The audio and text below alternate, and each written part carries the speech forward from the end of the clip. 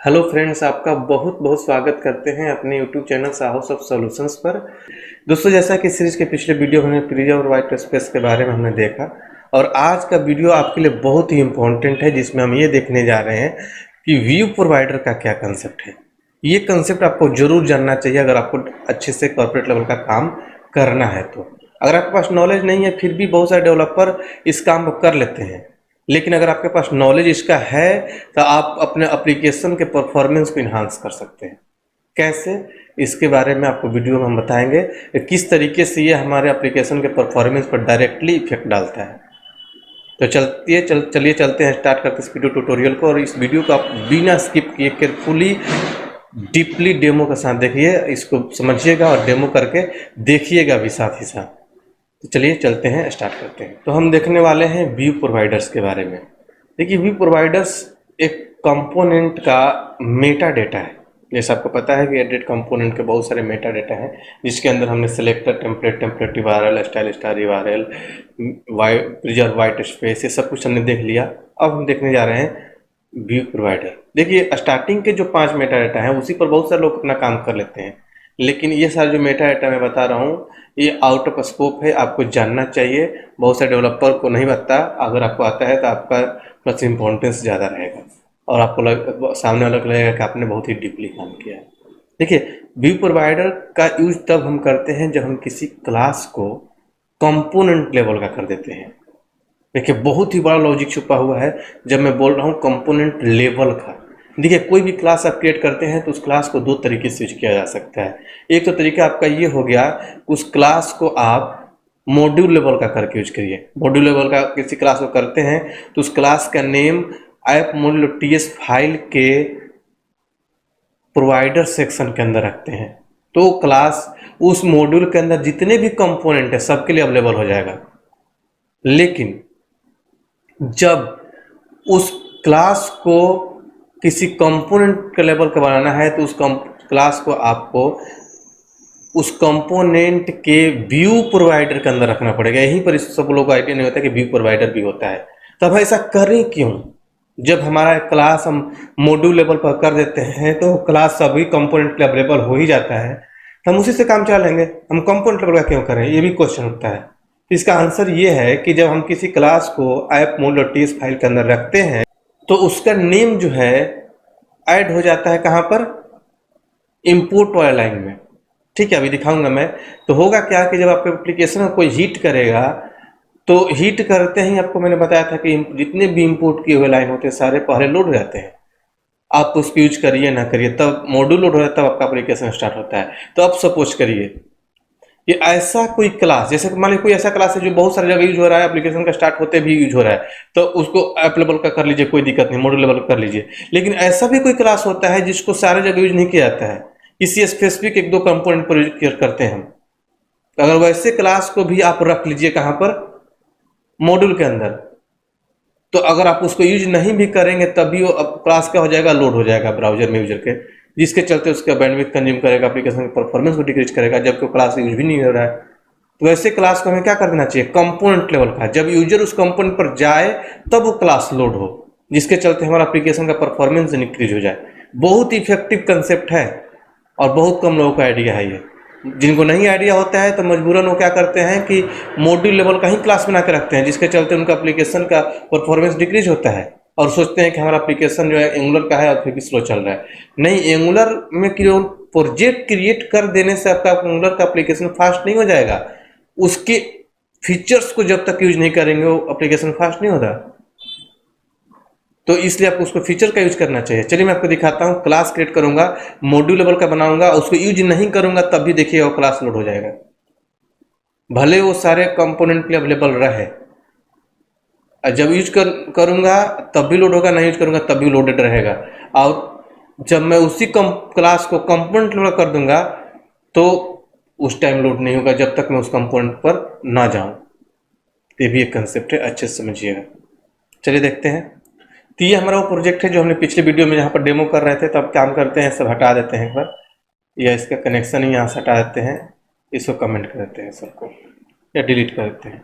ठीक है, बिल्कुल हमारा फ्रेश अभी हो गया, केवल ऐप कंपोनेंट दिख रहा होगा। ठीक है। अब हम क्या करते हैं, क्लास बनाते हैं। देखिए क्लास दो तरीके से हम बना सकते हैं। अगर हमें कंपोनेंट लेवल करना है तो डायरेक्टली हम यहीं पर कंपोनेंट पर भी यहीं पर क्लास बना सकते हैं, या फिर रूट पर क्लास बना सकते हैं। ठीक है, रूट पर भी क्लास बनाएंगे तो कंपोनेंट लेवल का भी कर सकते हैं, मॉड्यूल लेवल का भी कर सकते हैं। चलिए मैं क्लास रूट पर बनाता हूँ, फिर मैं अलग से भी बनाऊंगा। यहाँ पर प्लस पर क्लिक किया, कंपोनेंट लेवल का अंदर भी बनाऊंगा। ठीक है, यहाँ पर लिखता हूँ ng जनरेट, यहाँ पर अगर सी लिखेंगे तो कंपोनेंट क्रिएट हो जाएगा। यहाँ पर आपको लिखना होगा क्लास, और क्लास का नेम। अब देखिए अगर क्लास के बारे में नहीं पता है क्लास क्या होता है, तो आप हमारे टाइप स्क्रिप्ट वाले प्लेलिस्ट में जाकर देखिए, वहाँ पर हमने टाइप स्क्रिप्ट का कुछ वीडियो वगैरह डाल रखा है। ठीक है, वहाँ पर उससे आपको समझ में आ जाएगा क्लास क्या होता है, ऑब्जेक्ट क्या होता है। ठीक है, अगर इसके बारे में और भी ज़्यादा डीपली नॉलेज रखना चाहते हैं तो जरूर हमारा ऑनलाइन क्लास ज्वाइन करिए। वहाँ पर सब कुछ डीपली टाइप स्क्रिप्ट वगैरह भी क्लास में पढ़ाया जाता है, डीपली प्रोजेक्ट ट्रेनिंग के साथ। इंक्वायरी कर सकते हैं, वीडियो के लिए डिस्क्रिप्शन बॉक्स में लिंक अवेलेबल है। तो चलिए यहाँ पर देखते हैं एनजी जनरेट क्लास, और क्लास का नेम मान लीजिए हमने क्रिएट कर दिया एम्प्लॉय नेम से, किसी नेम से क्लास बना लीजिएगा। एम्प्लॉय नेम से मान लीजिए हम क्लास क्रिएट करते हैं, देखिएगा यहाँ पर क्लास क्रिएट हो जाएगा। देखिए यहाँ पर एम्प्लॉय नेम से क्लास बन गया। यहाँ पर देखिए मैं इस क्लास को कहीं भी यूज नहीं करूँगा। ठीक है, बस यहाँ पर मैं क्लास को लिख लेता हूँ इसके अंदर कंसोल, ठीक, कंसोल डॉट लॉग। ठीक है, और यहाँ पर लिखता हूँ एम्प्लॉय क्लास लोडेड। ठीक है, देखिए अभी ब्राउजर में चलेंगे हम तो आपको यहाँ पर लोडेड नहीं दिखेगा, कंसोल नहीं दिखेगा, क्योंकि अभी क्लास को हमने किसी लेवल का नहीं बनाया। देखिए कुछ नहीं दिख रहा है। लेकिन जैसे ही इस क्लास को मैं मॉड्यूल लेवल का बनाता हूँ, तो मॉड्यूल लेवल का बनाने के लिए क्या करना पड़ेगा, ऐप कंपोनेंट .ts फाइल पर इसके प्रोवाइडर के अंदर रखेंगे। ठीक है, और यहाँ पर इंपोर्ट कर देंगे। ठीक है, इसके प्रोवाइडर के अंदर रख लिया तो यहाँ पर इंपोर्ट हो जाएगा। देखिए वो इंपोर्ट हो गया यहाँ पर। ठीक है, तो जैसे इंपोर्ट हो गया तो ये क्या होगा, क्लास, अभी इस क्लास को हम कहीं यूज नहीं कर रहे हैं। अभी इसके अंदर ना मैं कोई मेथड बनाया हूँ, ना इसका कहीं ऑब्जेक्ट बनाया हूँ, कुछ नहीं कर रहा हूँ, बस मैंने क्लास बनाया है। इसके अंदर मेथड भी नहीं बनाया मैंने, फिर भी देखिएगा क्लास लोड हो जाएगा ना यूज करते हुए भी। मान लीजिए इसके अंदर मैं मेथड बना दूंगा तब भी लोड होगा। देखिए एम्प्लॉय क्लास लोडेड, ये लोड हो गया। ना ही आप इसका ऑब्जेक्ट बना रहे हैं, ना ही इसको यूज कर रहे हैं, फिर भी ये क्लास लोड हो गया। तो ये तो बहुत ही डिमेरिट वाली बात है, बिना यूज का ही लोड हो रहा है। अगर यही क्लास मैं किसी कंपोनेंट लेवल का कर देता, ठीक है, मैं यहां से हटा दूं, देखिए यहां से मैं क्या करूं, इसको हटा दिया। ठीक है, इसको हट जाएगा यहाँ से। अब इस क्लास का नेम मैं, चलिए स्टूडेंट कंपोनेंट के अंदर रख देता हूँ, यहाँ पर कॉमा लगाकर यहाँ पर व्यू प्रोवाइडर रखना होता है। ठीक है, और इसके अंदर रख दूँ तो अब इसका इंपोर्ट कहाँ पर मिलेगा, इस कंपोनेंट पर। तो अब देखिएगा ये क्लास लोड नहीं हो रहा होगा। चलिए ब्राउजर में देखिए क्लास लोड नहीं हो रहा है। जब तक उस कंपोनेंट को यूज नहीं करेंगे तब तक वो क्लास यूज में नहीं आएगा। तो देखिए कितना फायदेमंद है। अगर उस क्लास को मैं कंपोनेंट लगा कर दिया तो जब उस कंपोनेंट पर जाएंगे, उस कंपोनेंट को लोड करेंगे, तभी वो क्लास लोड होगा।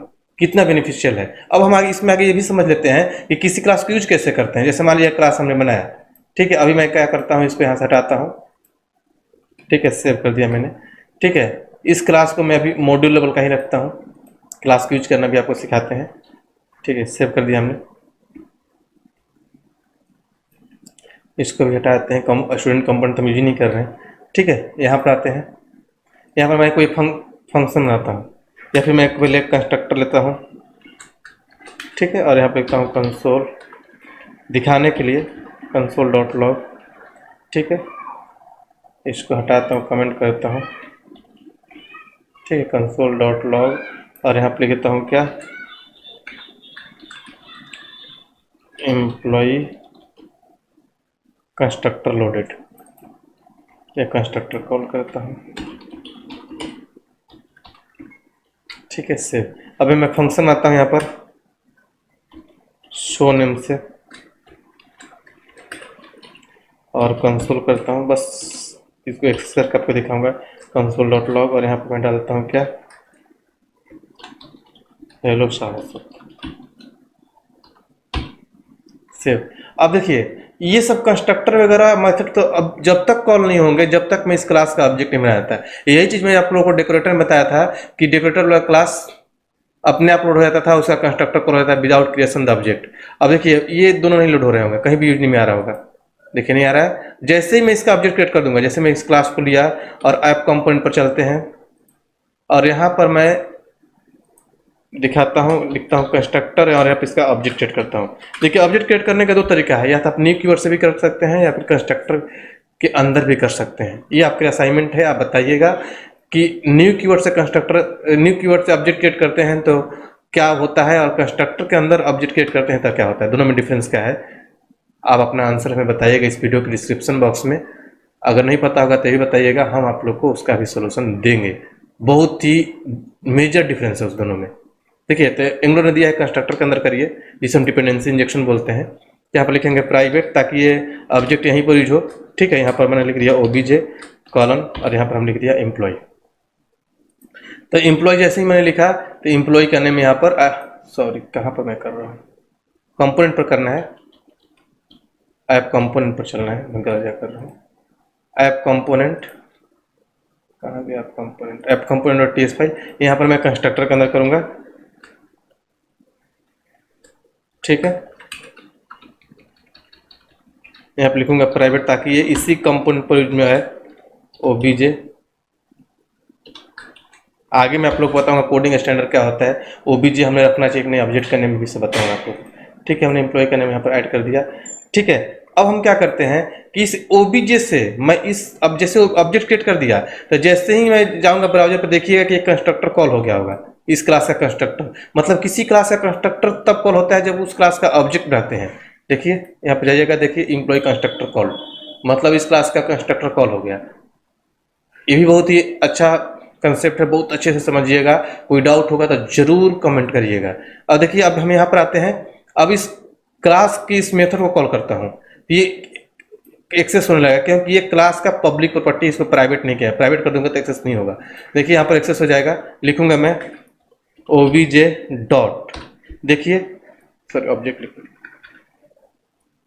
ओबीजे, ठीक है, डॉट लगाऊंगा। देखिए शो मेथड कहाँ क्या है, क्लास का है, इसके अंदर आ गया और इसको आप एक्सेस कर सकते हैं। सेव करिएगा, ये दिखने लगेगा हेलो साहो सब जो भी लिखा हुआ है यहाँ पर आ जाएगा, हेलो साहो सब। तो ये क्या हो गया, मॉड्यूल लेवल का क्लास। ठीक है, अब इस क्लास को अगर मैं मॉड्यूल से हटा देता हूं, अच्छे समझिएगा, इसको कंपोनेंट लेवल कैसे करते हैं, यहां से मैं हटाता हूं तो हट जाएगा, सेव, और जैसे हटेगा तो ये भी हट जाएगा यहाँ से, सेव। अब देखिए एरर आ गया होगा, नहीं यूज में नहीं आ रहा होगा, देखिए एरर आ गया, कोई प्रोवाइडर नहीं इसके लिए। अब मुझे इसको कंपोनेंट लेवल करना है, तो कंपोनेंट लेवल करने के लिए हमें करना क्या पड़ेगा, कंपोनेंट पर आकर यहाँ पर कॉमा लगाकर हम लिखेंगे यहाँ पर व्यू प्रोवाइडर, और यहाँ पर डालेंगे क्या हम कॉलन के अंदर इस क्लास का नेम।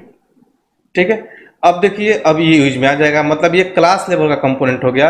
अब ये जो इंपोर्ट वाला लाइन है कंपोनेंट पर मिलेगा, मॉड्यूल पर नहीं मिलेगा, जिसके चलते अब कंपोनेंट पर जाएंगे तब हमारा ये क्लास लोड होगा। ब्राउजर में चल के देखिए कॉल हो गया। ये तो एक तरीका हो गया कि आपने एक्सटर्नल फाइल क्रिएट करके क्लास बनाया। आप चाहें तो कंपोनेंट लेवल का, अगर मान लीजिए आपको कंपोनेंट लेवल का ही क्लास बनाना है, डायरेक्टली आप क्लास कंपोनेंट पर ही क्लास बना सकते हैं। जैसे मैं यहाँ पर कर लूँ, मैं लिखता हूँ क्लास ABC, किसी नेम से क्रिएट कर लीजिएगा। मैं इसके अंदर कंस्ट्रक्टर लेता हूँ ABC कंसोल डॉट लॉग, ठीक है, ABC कंस्ट्रक्टर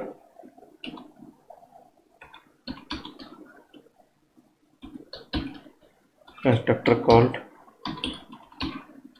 ठीक है, एक और मेथड इसके अंदर ले लेता हूँ डिस्प्ले। ठीक है, फिर इसके मैं अंदर पैरामीटर भी ले लेता हूँ, नेम। किस तरीके से बना सकते हैं आगे बहुत डीपली से उसको समझेंगे। अब स्ट्रिंग टाइप का मैंने पैरामीटर ले लिया और यहाँ पर मैं करता हूँ कंसोल डॉट लॉग, इसके अंदर करता हूँ हेलो प्लस और यहाँ पर नेम करता हूँ। ठीक है, सेव करिए। अब देखिए ये क्लास अभी कंपोनेंट लेवल पर है, तो इसका मतलब ये नहीं कि कॉल हो जाएगा। ठीक है, जब तक इसका ऑब्जेक्ट नहीं बनाऊंगा, इसका कंस्ट्रक्टर फंक्शन कुछ भी कॉल नहीं होगा। देखिए कुछ नहीं आ रहा होगा, देखिए ABC के बारे में कोई इन्फॉर्मेशन नहीं है। जैसे ही मैं इसका ऑब्जेक्ट बना दूंगा, यहाँ बनाऊंगा प्राइवेट अंडरस्कोर OBJ2 और यहाँ मैंने लिख दिया ABC। तो ये देखिए हमने लिख तो दिया है, लेकिन ये काम नहीं करेगा जब तक ABC के नेम में व्यू प्रोवाइडर के अंदर नहीं रखूंगा। जब भी क्लास लेवल का कंपोनेंट लेवल का कोई क्लास में आना हो तो व्यू प्रोवाइडर के अंदर आपको रखना होगा। यही कंसेप्ट बहुत लोगों को पता नहीं है, तभी वो लोग class level component level class नहीं बना पाते हैं, जिसके चलते उनका एप्लीकेशन थोड़ा सा स्लो हो जाता है। देखिए काम नहीं करेगा, एरर आ रहा होगा, आगे एरर। जैसे मैं यहाँ पर रखूंगा कॉमा लगाकर ABC, देखिए ये काम करना शुरू कर देगा। ABC कंस्ट्रक्टर कॉल हो गया, देखिए ABC कंस्ट्रक्टर कॉल हो गया। अब इसके फंक्शन को भी आप कॉल कर सकते हैं। आप यहाँ पर लिखिए अंडरस्कोर OB2 लिखा गया है, ठीक है, OBJ2 डॉट डिस्प्ले। ये कॉल नहीं होगा क्योंकि ये पैरामीटराइज है, ठीक है। यहाँ पर हमने एक पैरामीटर सेट किया है नेम, तो यहाँ पर हम कुछ भी एक नेम स्ट्रिंग पास करेंगे। लिख दिया मैंने चंदन कुमार। अब क्या होगा कि जैसे फंक्शन कॉल होगा तो चंदन कुमार लेकर जाएगा इस नेम वाले पैरामीटर में, और यहाँ पर सेट हो जाएगा हेलो चंदन कुमार दिख जाएगा। देखिए हेलो चंदन कुमार भी आ गया। तो इस तरीके से हम व्यू प्रोवाइडर यूज करते हैं। तो आई होप कि आपको समझ में आ गया होगा कि व्यू प्रोवाइडर का क्या कंसेप्ट होता है, एंगुलर के अंदर किस तरीके से हमारा एप्लीकेशन की परफॉर्मेंस को इन्हांस कर देता है, जो कि एक मेटा डेटा है। फिर भी आपके माइंड में कोई कन्फ्यूजन हो तो हमारे कमेंट बॉक्स में जरूर शेयर करिएगा, हम आपके कमेंट का रिप्लाई करेंगे। और जो हमने असाइनमेंट दिया, जो क्वेश्चन पूछा, उसका भी आंसर हमारे कमेंट बॉक्स में शेयर करिए। चलिए मिलते हैं अगले वीडियो में अगले टॉपिक के साथ, जो कि और भी ज़्यादा इंटरेस्टेड होगा। तब तक के लिए थैंक यू सो मच। तो इस वीडियो को ज़्यादा से ज़्यादा लाइक करिए, सब्सक्राइब करिए चैनल को, और लोगों में शेयर करिए ताकि सबको देखने को मिले, जिससे कि हमारा मनोबल और भी बढ़ता है और हम नए नए वीडियो लेकर आते हैं आपके लिए। तो चलिए मिलते हैं अगले वीडियो में अगले टॉपिक के साथ। तब तक के लिए थैंक यू सो मच।